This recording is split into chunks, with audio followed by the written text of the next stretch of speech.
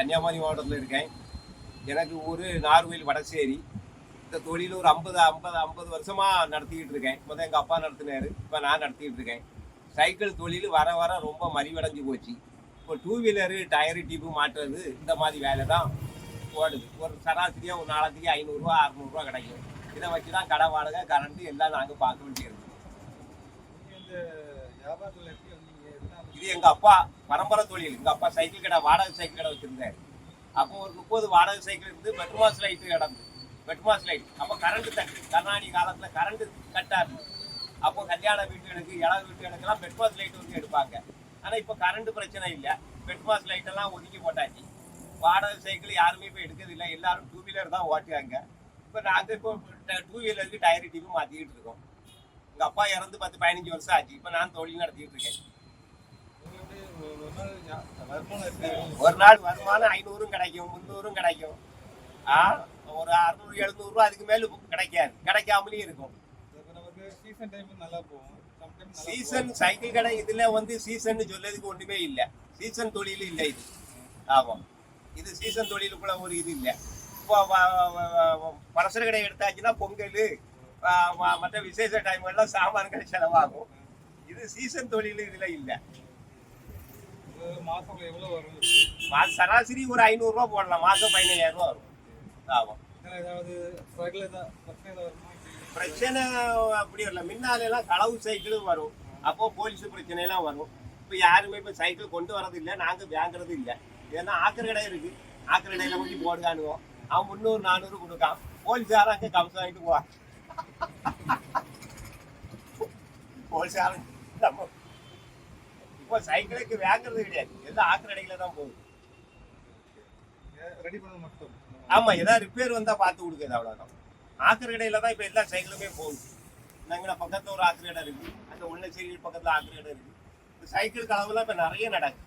Two வீலரும் கலவாண்டு தான் போறான். இல்லை, நம்ம இது வரையும் அப்படி வாங்குறது கிடையாது.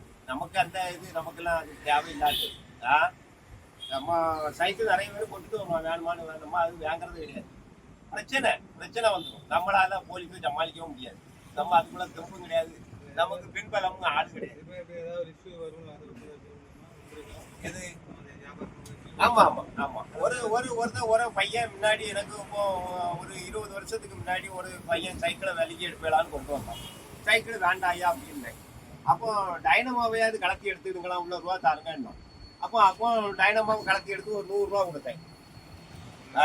டைனமாவை கலத்தி எடுத்துக்கிட்டு ஒரு 100 ரூபா கொடுத்தேன். இது நடந்த சம்பவம் மத்தியானம் ஒரு 3 மணி இருக்கும். அப்புறம் ஒரு 7 மணிக்கு அவனை 2-3 பேரை அடிச்சு ஆட்டோவில் வச்சு கொண்டுட்டு வரான். கொண்டுட்டு வந்து இவாட்ட டைனமா வாங்கினேலான்னு கேட்டான். வாங்கினேன். வண்டியை கலாவிட்டு போயிட்டான். நீங்க போலீஸ் ஸ்டேஷனுக்கு வாரேலா இல்லை நான் டைனமா தாரேலான்னு கேட்டான். நான் டைனமா எடுத்து அவங்க கையில அப்படியே கொடுத்தேன். அன்னையோடய விட்டுட்டேன். இந்த மாதிரி வியாபாரம் நமக்கு தேவையில்லை. அவன் என்ன சொன்னா, என்கிட்ட என் பிள்ளைக்கு சோம் இல்லை, எனக்கு கையில காசு இல்லை, இந்த டைனமா வச்சுக்கிட்டாது ஒரு 100 ரூபா தாருங்கன்னு கேட்டான்.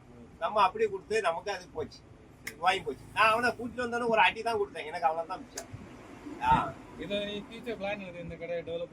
டெவலப் பண்ணதுக்கு நமக்கு அந்த ஐடியா இல்லை. நமக்கு வயசு 64 வயசு ஆகுது. 2 பையன்மார் இருக்கான். 2 பையன்மார் நல்ல வேலையில இருக்கான். இன்னும் கொஞ்ச நாள் உழைப்பு, நமக்கு அதை முடிச்சு. அவ்வளவுதான். சரி பாப்பா.